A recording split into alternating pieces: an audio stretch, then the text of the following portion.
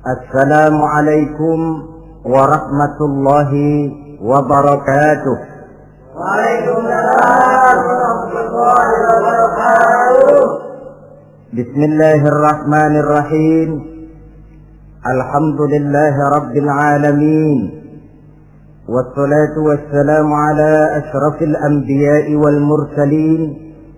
Sayyidina wa maulana وحبيبنا وشفيعنا محمد وعلى آله وأصحابه المجاهدين الطاهرين أما بعد.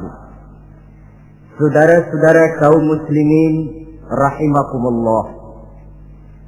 Pada pertemuan kali ini kita akan membicarakan riwayat Nabi Allah Ibrahim alaihi salam.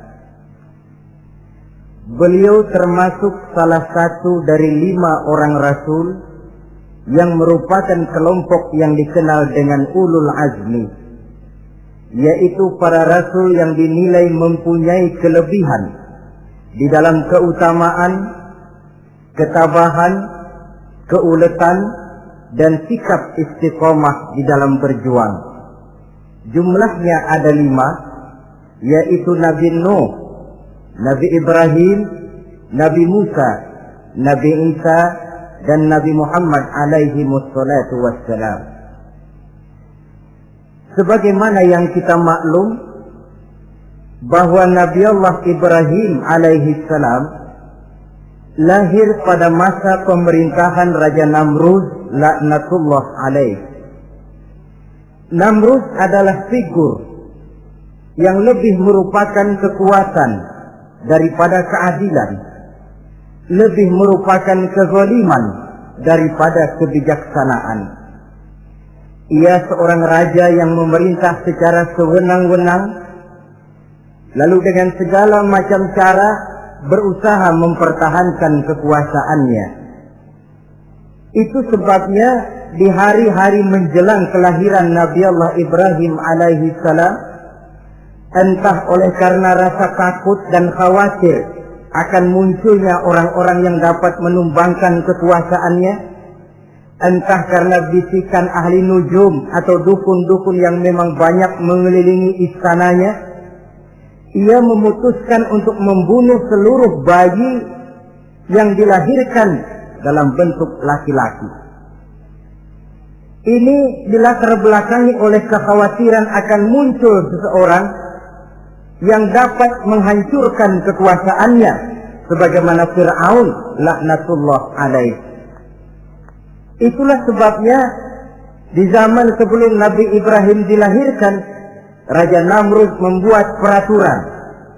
Apabila seorang ibu melahirkan bayi laki-laki, bunuh bayi itu.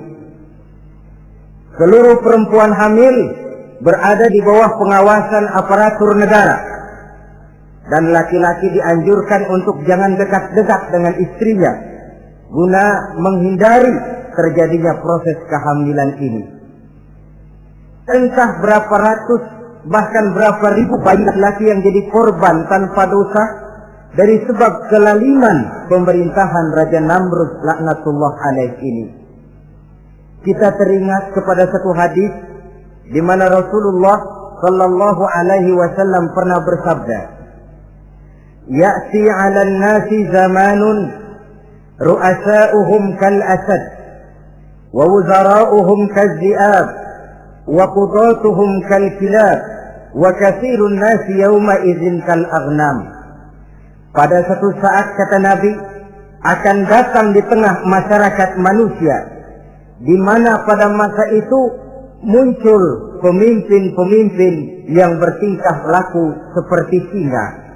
Ru'asa'uhum kal asad, pemimpin-pemimpin mereka bertingkah laku seperti singa. Saudara kenal singa? Saudara boleh periksa, di mana ada hutan, singa selalu menjadi raja. Padahal hutan belum pernah bikin pemilihan umum. Tapi yang namanya singa tidak pernah peduli ada pemilihan atau tidak, raja hutan tetap singa. Kenapa? Karena singa menjadi raja di hutan bukan berdasarkan kebenaran, tapi karena kekuatan. Karena kuat, maka dia naik jadi raja. Soal benar atau tidak, soal lain. Maka sebagai akibatnya, setelah si singa ini naik menjadi raja hutan, dia bukan melindungi rakyatnya, malah makanin rakyatnya. Coba saudara lihat di hutan. Kambing rakyat hutan dimakan oleh singa. Ayam rakyat hutan dimakan oleh singa. Sapi rakyat hutan dimakan oleh singa. Inilah akibatnya karena singa naik berdasarkan kekuatan. Setelah naik bukan melindungi rakyatnya, malah makanin rakyatnya. Mental semacam inilah yang dimiliki oleh Raja Namrud laknatullah alaih. Cuma karena rasa ketakutan akan datang orang yang akan menumbangkan kekuasaannya, maka seluruh bayi laki-laki harus dibunuh tanpa dosa apapun. Itulah kata Nabi, akan datang di tengah masyarakat manusia muncul pemimpin-pemimpin yang mentalnya seperti singa. Nah, kalau yang jadi pemimpin sudah seperti singa, wa wuzara'uhum kazzi'ab. Yang jadi wazir, yang jadi menteri, kata Nabi, lagunya seperti serigala. Nyetel ini, tapi serigala. Apa serigala itu? Saudara tahu dalam dongeng anak-anak, serigala itu kan binatang yang paling licik. Untuk terang-terangan dia tidak berani karena tidak punya kekuatan seperti sang singa. Maka dia pakai ilmu kelicikannya. Serigala itu kalau ingin makan daging ayam, pakai bulu ayam. Kalau kepengen makan daging kambing, pakai bulu kambing. Pendeknya, serigala binatang yang menghalalkan segala macam cara asal tujuan tercapai. Itulah serigala. Lambang dari sifat kelicikan. Lempar batu, sembunyi tangan. Pengen makan daging ayam, pakai bulu ayam, nyaruh jadi ayam. Pengen makan daging kambing, pakai bulu kambing, nyaruh jadi kambing. Ini akibat dari yang pertama tadi. Pemimpin seperti singa, lalu menteri pun seperti serigala. Efeknya kemudian yang segera menyusul apa? Wa qudatuhum kalkilab. Kalau pemimpin sudah seperti singa, menteri sudah seperti serigala, wa qudatuhum kalkilab, akan muncullah para penegak hukum yang mentalnya seperti anjing. Inna lillahi wa inna ilaihi raji'un. Penegak hukum yang mentalnya seperti anjing itu. Anjing, saudara lihat, anjing akan setia kepada siapa saja yang memberinya daging. Kalau dia disuruh jaga rumah, dia tidak bisa membedakan mana yang maling, mana yang tamu.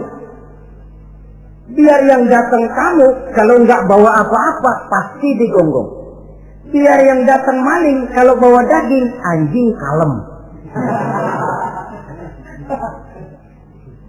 Pokoknya siapa yang berdaging, itulah majikan saya. Apa kata majikan saya, itulah yang saya laksanakan. Maka hilang kebenaran hukum, hancur norma-norma keadilan. Oleh karena apa? Oleh karena anjing dapat daging. Lalu dalam kondisi semacam itu, yang jadi rakyat bagaimana? Kata Nabi, wa katsirun nas yauma idzin kal aghnam. Adapun kebanyakan orang pada masa itu, lagunya sudah seperti kambing. Saudara, kambing itu binatang yang cuma menang groyokan dan tidak punya alternatif. Namanya kambing, digiring ke lapangan embe. Betul kan? Digiring ke kuali embe. Dikasih makan rumput embe. Sampai pun mau dipotong masih embe juga. Tidak punya pilihan lain si kambing ini, tidak punya alternatif lain. Kondisi semacam inilah yang terjadi di masa pemerintahan Raja Namrud laknatullah alaih. Oleh karena diiming-iming, dibisiki oleh dukun-dukunnya, oleh nujum-nujum yang mengelilingi istananya bahwa akan datang seorang anak laki yang kelak akan menumbangkan kekuasaannya, dia mengeluarkan peraturan. Ya peraturan singa. Mulai saat ini diumumkan kepada seluruh rakyat, siapa-siapa perempuan melahirkan bayi laki-laki, bunuh hidup-hidup. Seluruh orang bunting di bawah pengawasan Hansip negara.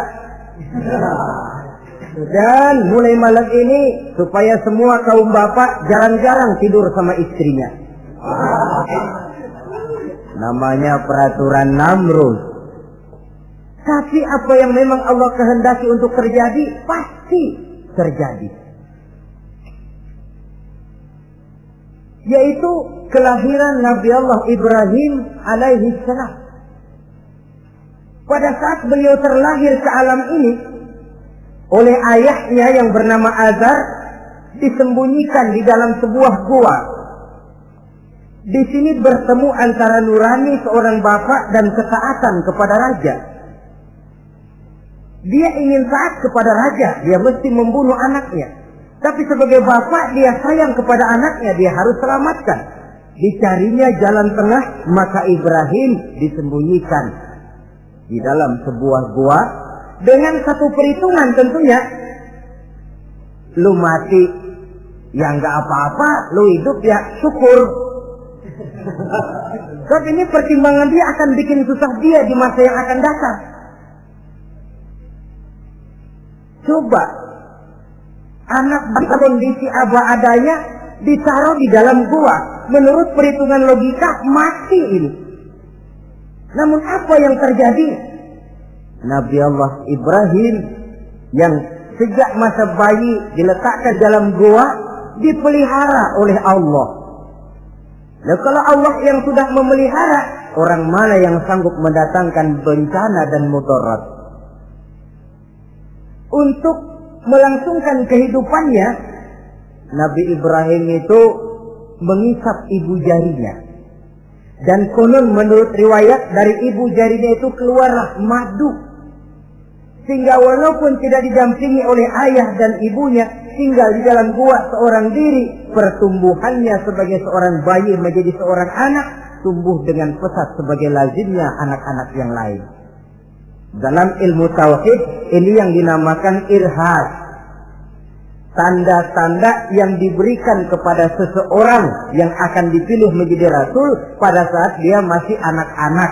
Ini yang dinamakan irhas. Adapun kalau dia sudah diangkat menjadi rasul, maka tanda-tanda itu dinamakan mukjizat. Kalau jatuh kepada wali, maka tanda itu dinamakan karomah, atau yang dalam bahasa kita disebut dengan keramat. Jadi kan kita ini dalam kehidupan anak-anak kita kadang-kadang bisa melihat bakat yang dimilikinya pada saat dia masih kecil. Tanda-tanda itu ada. Nah, dalam kehidupan para rasul, masa kecil mereka yang melakukan itu dinamakanlah irham. Begitulah Nabi Ibrahim tumbuh dari bayi menjadi anak-anak di dalam gua. Dan ayah ibunya kadangkala menengok dia. Pada saat dia sudah mulai pandai berbicara, dia sudah mulai berpikir.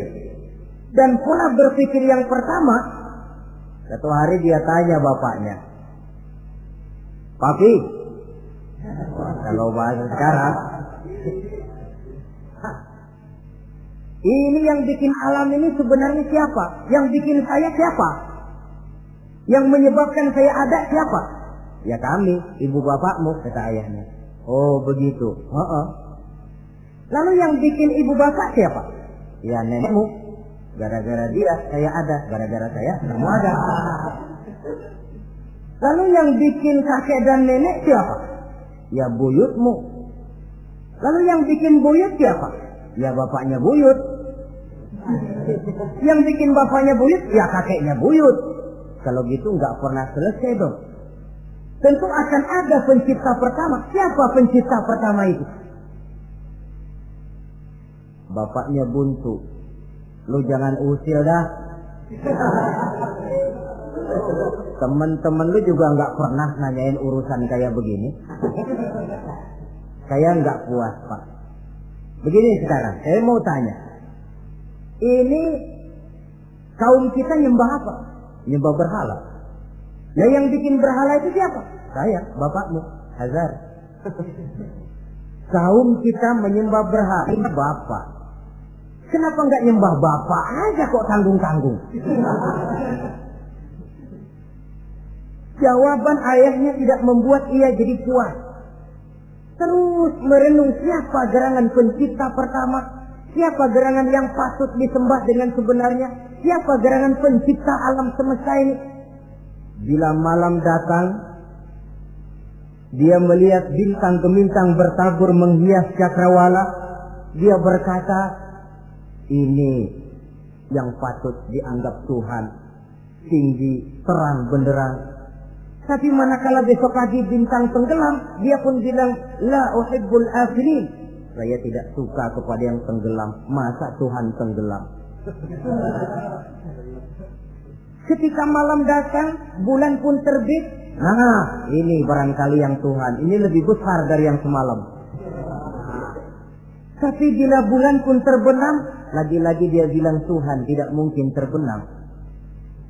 Lalu bila matahari terbit, nah ini enggak salah lagi. Ini lebih gede dari yang dua-dua kemarin. Ini pasti Tuhan. Dan manakala matahari terbenam, dia pun berkata, Tuhan tidak akan pernah terbenam. Perjalanannya mencari Tuhan ini bisa saudara baca dalam surah Al-An'am ayat 76 sampai dengan ayat 79. Sampai Allah memberikan petunjuk kepadanya, mengangkatnya menjadi seorang rasul dan menyampaikan misi dakwahnya. Saudara-saudara kaum muslimin rahimakumullah. Dakwah yang pertama dilaksanakan tentu kepada bapaknya, kemudian kepada kaumnya. Secara psikologis ini kan makan nasi. Coba, kalau kita harus nasihatin orang lain yang tidak ada hubungannya dengan keluarga, barangkali biasa saja. Tapi nasihatin bapak sendiri, ini kan makan nasi. Mau didiamkan saja, batil dan sesat. Mau diceramahin bapak sendiri. Tapi bapak tinggal bapak. Kewajiban melaksanakan dakwah jalan terus. Ini berarti bahwa tugas amar ma'ruf dan nahi munkar memang tidak mengenal posisi. Begitulah saudara-saudara, sampai kepada satu hari Nabi Ibrahim melaksanakan dialog dengan kaumnya. Saudara-saudara, hadhihi tamathil allati antum laha akifun. Surah Al-Anbiya ayat 51. Saudara-saudara, berhala-berhala ini yang bapak saya yang buat, inikah yang selama ini tuan-tuan sembah? Kaumnya menjawab, qalu wajadna aba'ana laha abidin. Iya, sebab nenek moyang kami, nenek moyang kita juga dulu nyembah itu. Bagaimana nenek moyang kita, begitulah kita. Jawab Nabi Ibrahim, laqad kuntum wa aba'ukum fi dhalalin mubin. Sebenarnya kamu dan nenek moyangmu sama, borongan satu gerbong sesat. Kok kamu ngikutin nenek moyang kamu? Mereka enggak berpikir, kamu enggak ikut berpikir. Mereka sesat, kamu ikut sesat. Kamu sudah hidup di satu zaman yang maju sekarang ini. Kenapa mau kembali ke zaman nenek moyang dulu? Menyembah berhala yang nyata-nyata tidak sanggup mendengar, tidak sanggup melihat, tidak sanggup memberikan manfaat mudarat. Pokoknya kalau kamu tidak tinggalkan berhala-berhala ini, satu saat pasti akan saya sikat dan saya hancurkan. Jadi saudara-saudara, prinsip dakwah itu memang tentu harus bil hikmah wal mau'izatil hasanah, dengan bijaksana dan dengan nasihat-nasihat yang baik. Tapi kalau sudah mencegah suatu kemunkaran, kata Nabi, man ra'a minkum munkaran falyughayyirhu biyadihi. Siapa di antara kamu yang melihat suatu kemunkaran, hendaklah dia berusaha merubah dengan kekuatan tangannya. Kalau dengan tangannya dia tidak sanggup, fabilisani, hendaklah dengan lidahnya. Kalau itu pun dia tidak mampu, fabiqalbi, hendaklah dalam hatinya. Dan mencegah suatu kemungkaran dengan hati, itulah nilai iman yang terendah adanya. Nabi Ibrahim melihat bahwa watak menyembah berhala ini sudah berurat dan berakar. Kenapa? Mereka malah mengembalikan itu kepada kebiasaan dan tradisi nenek moyang. Sama juga di zaman kita sekarang ini. Sudah kita menegakkan tauhid, membina sebersih-bersih iman, menegakkan semulus-mulus tauhid. Ada juga kelompok orang yang mau mengembalikan kita ke zaman nenek moyang, ke zaman animis, menghidupi tradisi nenek moyang dalam hal ibadah, dalam hal ubudiyah. Tentu merupakan langkah kemunduran adanya. Dan ini bukan barang baru. Umat Nabi Ibrahim sudah memberikan contoh. Kenapa kami menyembah berhala? Sebab nenek moyang kami menyembah berhala. Nabi Ibrahim jawab gampang aja. Iya lo borongan, sekerbong, lempeng semua sesat. Kaum muslimin rahimakumullah. Dan bukan cuma kata, dibuktikan oleh Nabi Allah Ibrahim. Begitu Raja Namrud menurut satu riwayat bersama para tentaranya pergi berburu, Nabi Ibrahim ngintip-ngintip. Begitu Namrud keluar, beliau masuk. Kalau istilah kita, ke tempat Namrud ibadah, ke masjidnya dah. Di mana di situ tersimpan seluruh berhala yang mereka sembah, dari yang paling gede sampai yang paling kecil. Nabi Ibrahim masuk bawa kampak. Seluruh berhala-berhala yang ada di tempat itu habis dikampakin, hancur berantakan. Kecuali berhala yang paling gede, itu ditinggalin, nggak diapa-apain, dan kampaknya ditaruh di tangan berhala yang paling gede. Memang kebetulan tangannya lagi teracung begini, digantungkan kampak di situ. Nabi Ibrahim keluar. Adapun Namrud, ketika dia pulang dari perburuannya, mau melaksanakan ibadah, bukan main terkejutnya melihat Tuhannya berantakan.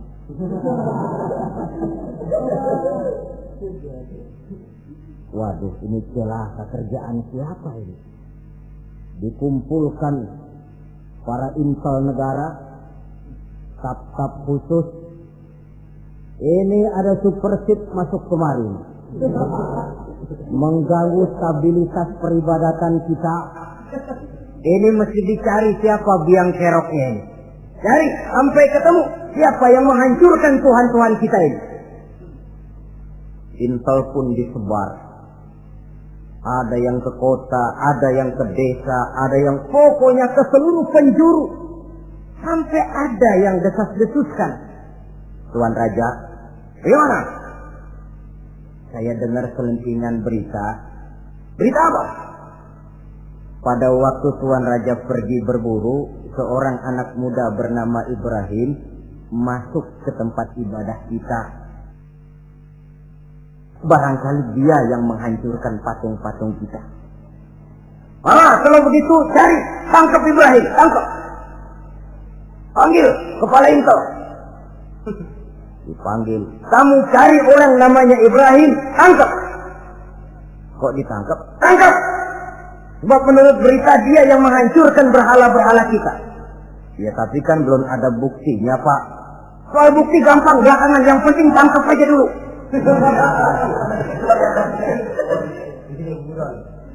Ini supersip ini. Saudara-saudara,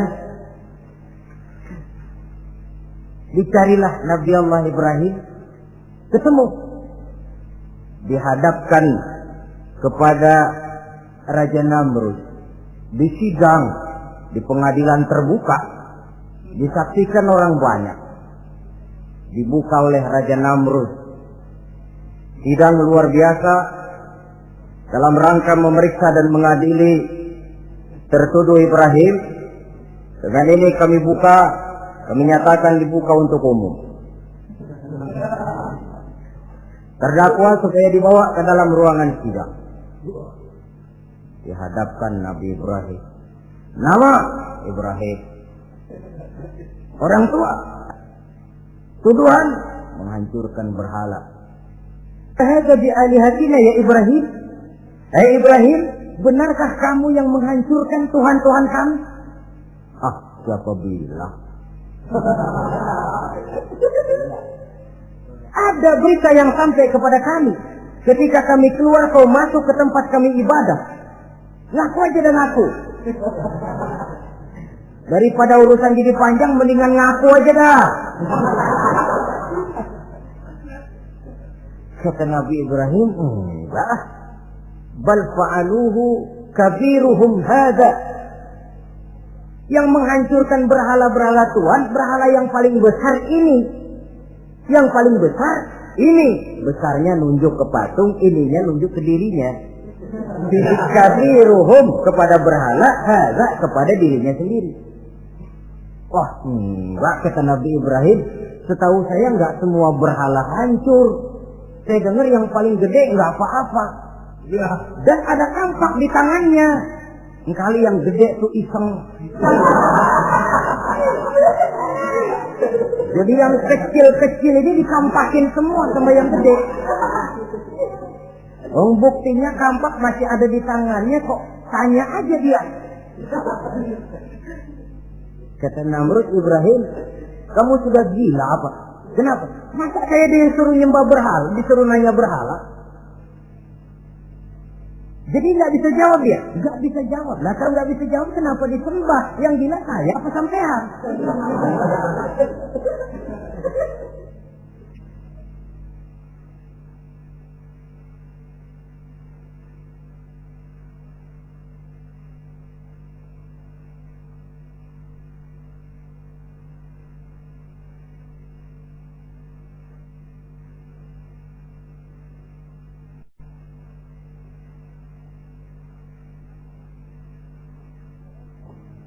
Merasa tidak sanggup menghadapi argumentasi yang diajukan oleh Nabi Allah Ibrahim, Namrud salaf.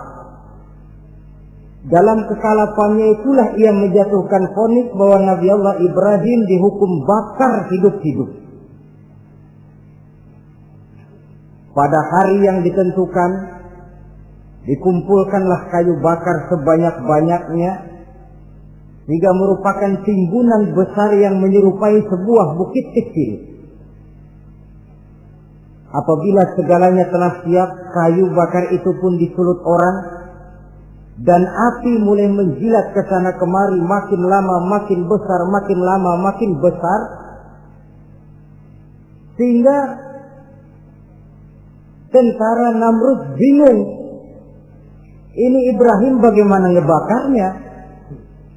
Kalau kita anterin ke api, kitanya ikut angus, dilemparin nggak mungkin sampai. Lalu mereka menemukan akal, dibuat semacam lentingan busur panah. Kalau istilah kita di kampung kayak selepetan begitu. Sehingga Nabi Ibrahim dilemparkan dan tepat jatuh di tengah kobaran api yang menggunung. Namrud tentu saja memandang dengan perasaan puas. Segenap konco-konco dan antek-anteknya melihat dengan hati yang lega.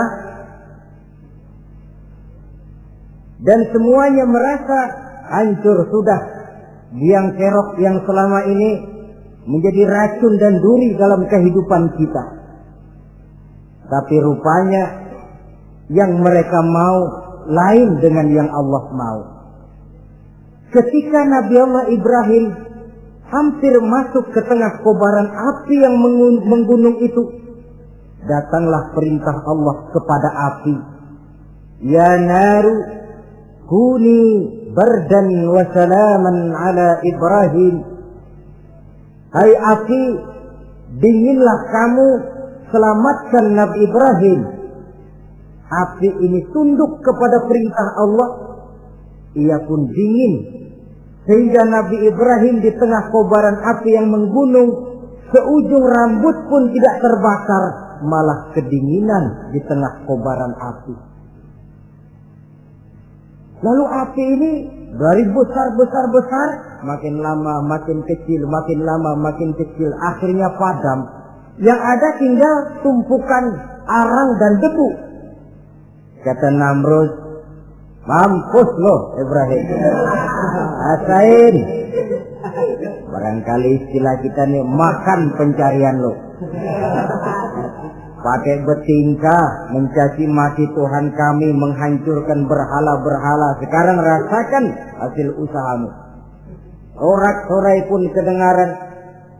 Begitu lagi sorak-sorak dari tumpukan abu dan arang itu gerak-gerak. Kerusak. Kok ini ada arang bergerak-gerak?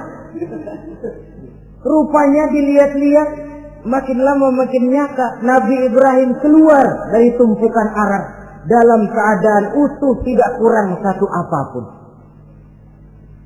Sebenarnya andai kata Namrud mau menggunakan akalnya, saat itu dia tentu menemukan satu hal yang luar biasa.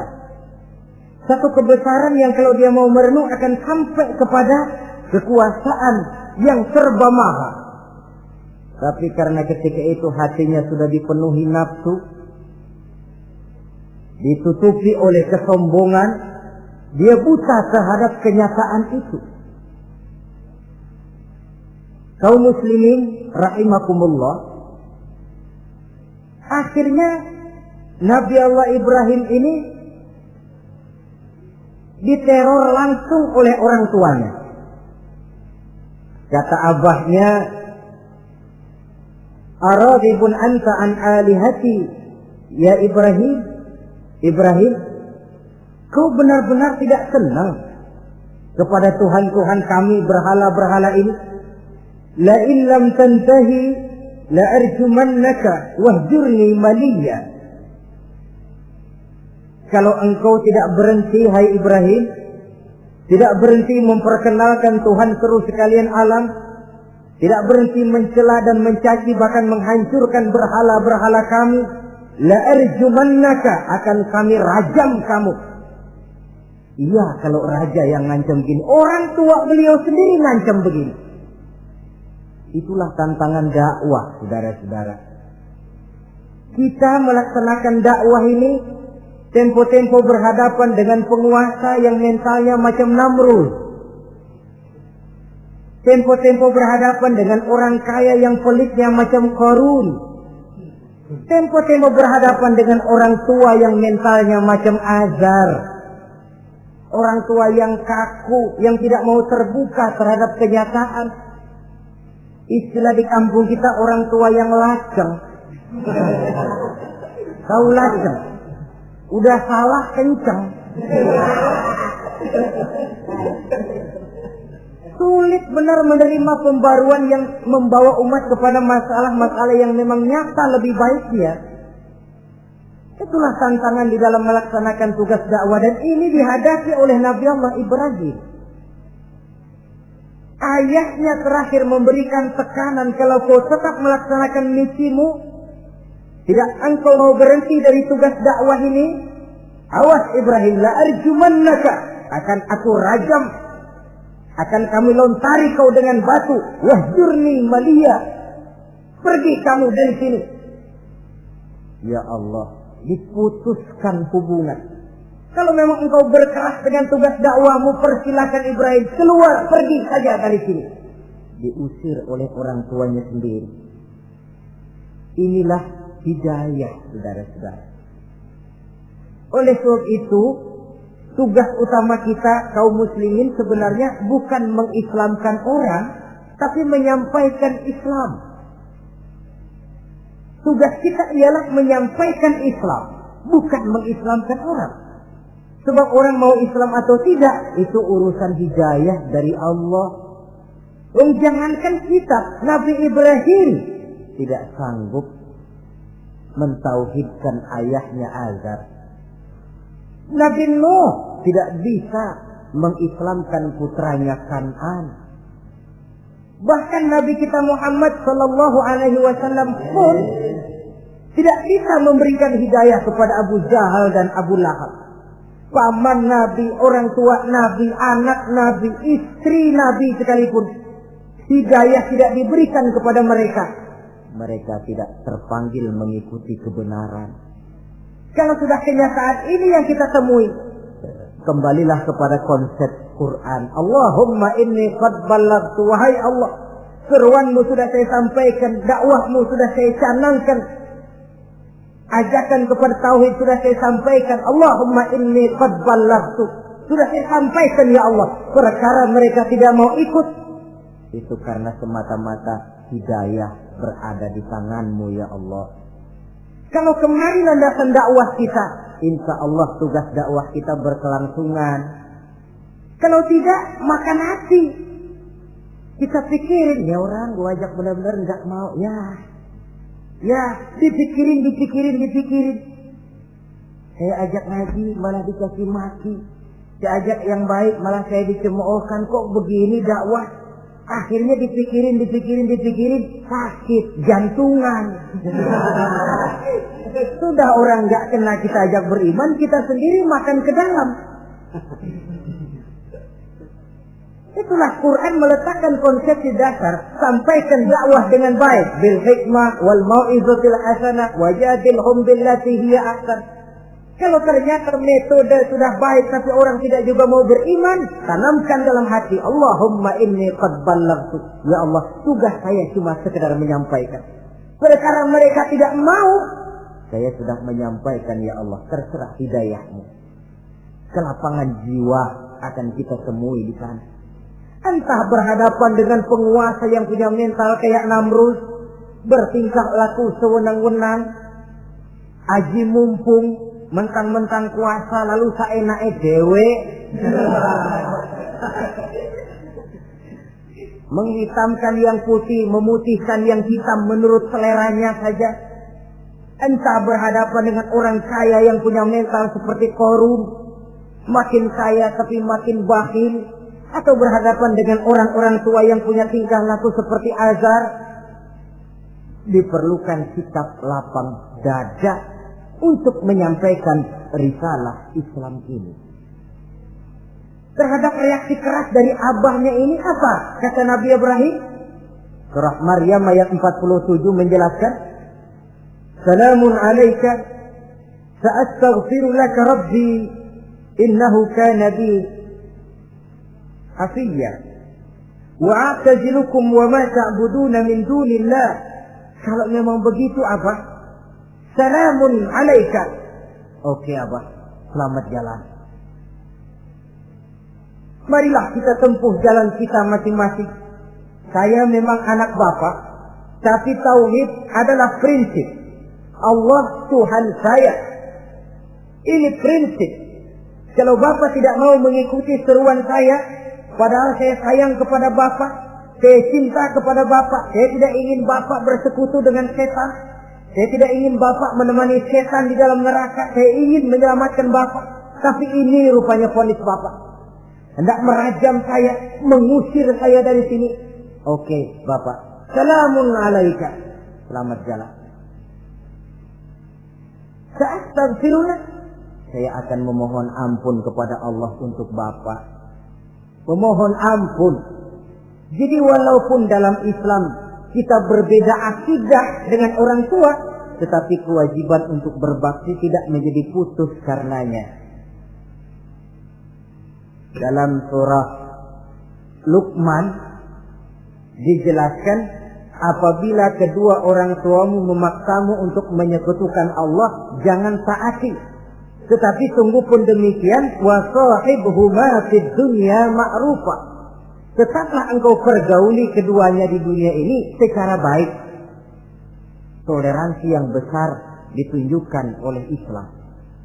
Dan lebih besar lagi dilaksanakan oleh Nabi Allah Ibrahim.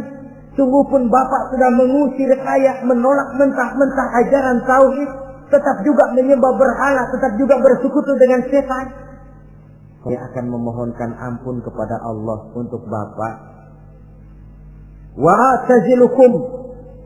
Saya akan menjauhkan diri dari apa yang Bapak sembah, dari apa yang kaum kita sembah selain daripada Allah. Bapak menyembah berhala, kaum kita ini menyembah berhala. Wa a'tazilukum, saya akan menyingkir dari semua itu.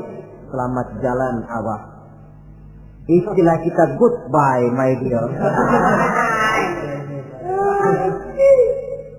Ini jalan yang membedakan saya dengan Abah. Jalan tauhid dan jalan syirik. Di sini kita harus berpisah. Walaupun dengan berat hati kita berpisah. Jadi keluarga dan akidah punya garis yang jelas. Umumnya, ya walaupun baik tapi memang harus ditingkatkan. Umumnya kita ini kan mayoritas merasa sebagai muslim karena keturunan. Kenapa kamu Islam? Bapak saya Islam, nenek saya Islam, saya Islam. Baiklah, itu pun baik. Pada mulanya memang harus begitu. Tapi lambat laun kita tentu harus merasakan bahwa keberadaan kita dalam Islam tidak cukup cuma karena faktor keturunan. Dengan kata lain kita harus memperbaiki kualitas keislaman kita. Inilah proyek utama kita sekarang, mengislamkan orang Islam. Saudara-saudara kaum muslimin rahimakumullah. Maka Nabi Ibrahim pun meninggalkan orang tuanya, meninggalkan kaumnya, uzlah, hijrah ke tempat Baitul Maqdis, daerah di Palestina sekarang ini. Sejarah kehidupan Rasul umumnya memiliki kemiripan. Rata-rata ditentang oleh kaumnya sendiri dan sebagian besar lalu hijrah. Itu barangkali memang resiko dari satu perjuangan. Nah, begitu tantangan yang dihadapinya dalam melaksanakan dakwah. Lalu cobaan-cobaan yang diberikan Allah kepada Nabi Ibrahim pun luar biasa. Pantas kalau beliau itu masuk ulul azmi dan mendapat titel Khalilullah. Nabi Ibrahim titelnya Khalilullah. Orang yang mencintai dan dicintai Allah. Khalilullah. Ini terbukti dari cobaan-cobaan yang dihadapinya. Pertama, dari perkawinannya dengan Siti Hajar, dengan Siti Sarah maksud saya, beliau tidak dikaruniai seorang anak pun. Umur sudah lanjut. Padahal anak kita tahu pelanjut sejarah, penyambung cerita, si buah hati belahan jantung. Sampai pada satu hari Hajar musyawarah. Kalau bahasa kita, Bang, bagaimana Hajar? Lama juga kita sudah berumah tangga kan Bang? Lalu, dan kita sejauh ini belum dikaruniai seorang anak pun. Ya sabarlah, pada waktunya tentu akan ada juga. Tapi kapan lagi Bang? Usia kita sudah cukup lanjut. Maksud kamu bagaimana Hajar? Begini sajalah Bang. Bagaimana kalau abang kawin saja lagi? Ya Allah, punya istri macam begini, menyuruh lakinya kawin lagi. Tapi dasar Nabi Allah Ibrahim, nggak mau saya kan cinta sama Hajar. Iya, soal cinta saya tahu, dan saya tidak meragukan cinta abang kepada saya. Cuma masalahnya saya nggak bisa memberikan keturunan Bang. Bukan nggak bisa, belum. Sudahlah, kawin saja lagi Bang. Nggak mau nggak mau. Istrinya nyuruh kawin, lakinya ogah-ogahan. Sekarang kan enggak, istrinya larang kawin, suaminya malah ngirintil.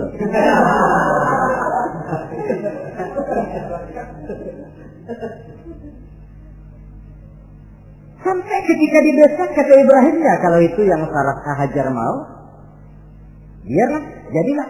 Saya mau kawin lagi dengan syarat kau yang mencarikan istri untuk saya itu. Oleh Siti Hajar dipilihkan Siti Sarah. Kawinlah Nabi Ibrahim dengan Sarah. Dari Sarah ini beliau dikaruniai seorang putra bernama Ismail alaihi salam. Nah, cobaan datang untuk menguji Khalilullah ini. Hai Ibrahim, kau cinta kepadaku, kata Allah seolah-olah. Setelah kau punya anak, masuk rasa cinta anak ke dalam hatimu.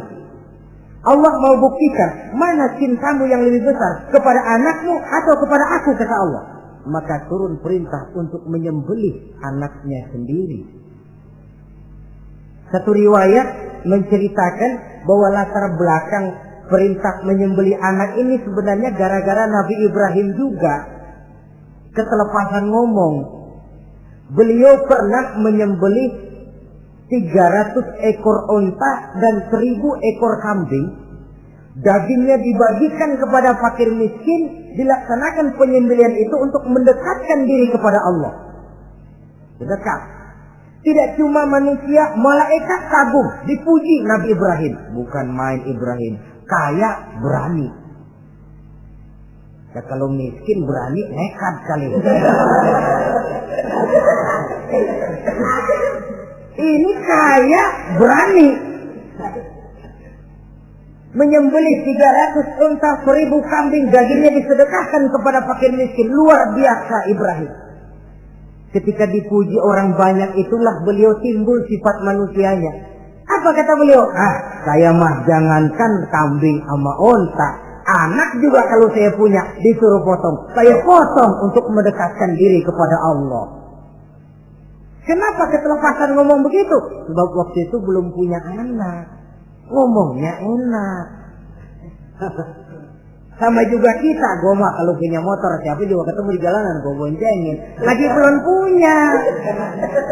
Kalau udah punya lain gayanya. Itu biasa, itu omongan orang belum kaya emang begitu.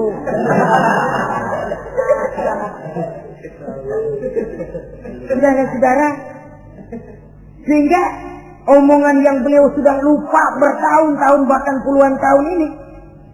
Begitulah ketika sudah punya anak Ismail, falamma balagha ma'ahu sa'ya, ketika Ismail sedang lucu-lucunya dalam tidurnya mimpi turun perintah, ya Ibrahim uffi binuzrika. Hai Ibrahim, bayar nazarmu.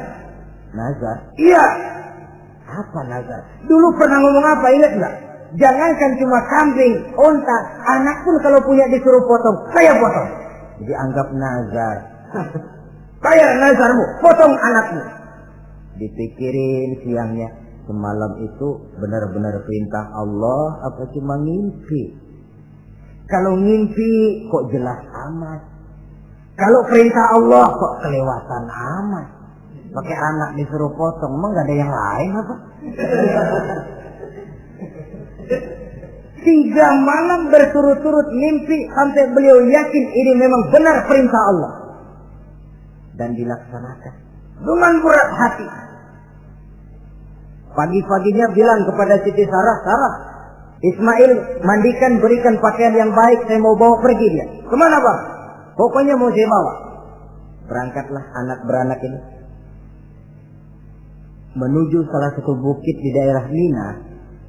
Ketika duanya sudah mau berangkat, iblis sibuk bukan main. Ini cobaan loh. Orang kalau mau ibadah, Pak, iblis paling gatal. Segala macam cara mereka lakukan agar orang jangan ibadah. Ini Ibrahim mau membuktikan cintanya kepada Allah. Ya Allah, lihatlah. Walaupun saya sudah punya anak, cinta saya kepadamu lebih besar ya Allah. Walaupun perintah ini menyembelih leher anak sendiri, saya potong karena melaksanakan perintahmu. Iblis ribut. Mula-mula dia bisikin Nabi Ibrahim. Hei Ibrahim, kau lihat anakmu di belakang itu. Kecil, lucu-lucunya. Masa anak begitu mau dipotong? Tega kamu Ibrahim. Ini perintah Allah. Gak ada urusan sama ente. Iya. Kata iblis, waduh mantap juga nih. Kalau suaminya gagal, istrinya kali. Biasanya perempuan perasaannya lebih tinggi daripada pikirannya. Ini Siti Saroh barangkali, kalau Siti Hajar barangkali, kalau saya perdayai bisa terpedaya. Hajar, ya. Kamu tahu anakmu Ismail mau dibawa kemana? Saya tidak tahu. Mau dipotong oleh suamimu Ibrahim. Mau dipotong. Dipotong. Kok bisa begitu? Iya, katanya ini perintah Allah. Iblis, Kalau memang ini perintah Allah, jangankan cuma anak saya Ismail, saya juga ibunya mau ikut dipotong. Wah, kata iblis nih, gilaan lagi dari laki.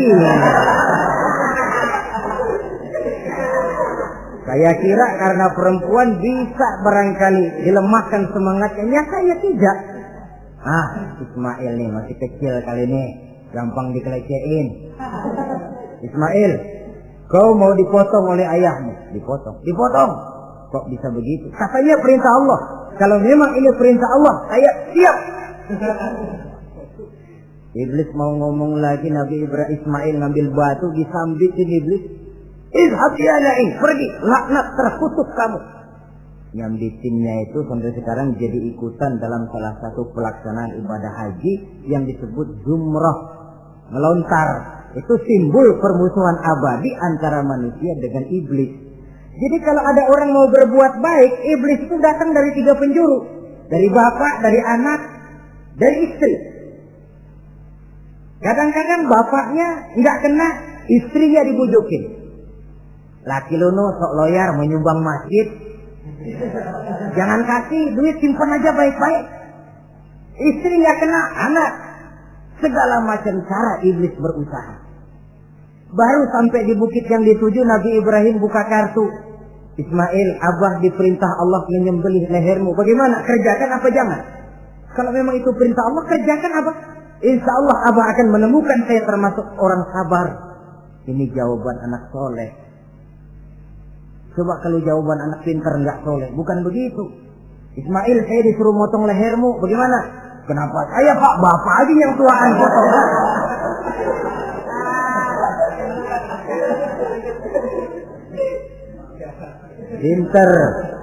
Pinter, tapi nggak soleh ya begitu itu, minteri jadinya.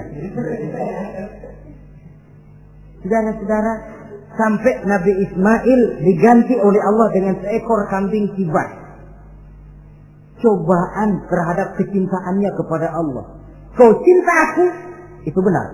Tapi setelah kau punya anak, rasa cinta anak masuk ke dalam hatimu. Mana lebih besar, cintamu kepada anakmu atau cintamu kepada aku, kata Allah. Terbukti cintanya kepada Allah lebih besar daripada cintanya kepada anaknya. Bukankah nilai cinta itu baru terasa nyata kalau sudah lewat cobaan, lewat pembuktian? Sehingga dengan demikian kata orang, biasanya cinta itu menuntut pengorbanan. Berani bercinta, berani berkorban. Jangan takut berkorban, nggak usah cinta-cintaan.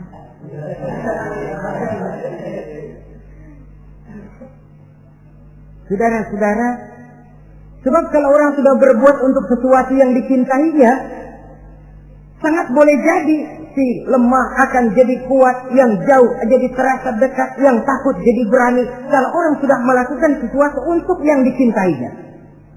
Seorang bapak karena cintanya kepada anaknya, dia rela pergi pagi pulang sore, peras keringat banting tulang supaya hari depan anaknya lebih baik daripada dia.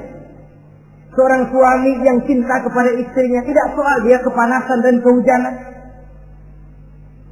mencari yang sulit-sulit yang diinginkan oleh istrinya. Contoh paling dekat saja, kalau istrinya sedang mengidam, dia tengah malam buta minta mangga dan gak musim mangga, rusak-rusak suaminya cari mangga. Cinta memang membuat yang jauh jadi terasa dekat. Lalu cobaan lain ketika turun perintah melaksanakan khitan. Umur beliau menurut riwayat Abi Daud sudah umur 80 tahun. Di zaman belum ada pisau cukur, silet, gunting, kulit sudah alok. Tapi ini perintah Allah, laksanakan, resiko belakangan. Nabi Ibrahim pandai memilah mana kepentingan pribadi, mana perintah Allah. Nah, perkara beliau nanti pindah ke Mekah, membangun Ka'bah sampai kepada hari tuanya, ini berkaitan dengan Nabi Allah Ismail, dan akan kita bicarakan pada pertemuan di mana kita nantinya akan membicarakan riwayat Nabi Ismail alaihi salam. Untuk riwayat Nabi Ibrahim, walaupun serba singkat, hingga ini sajalah dahulu, dan mudah-mudahan menjadi tamsil, ibarat dan contoh yang bisa kita jadikan pegangan di dalam kehidupan kita sehari-hari. Terima kasih banyak atas segala perhatian. Mohon maaf atas segala kekurangan. Usikum wa nafsi bitaqwallah. Wassalamualaikum warahmatullahi wabarakatuh. Waalaikumsalam.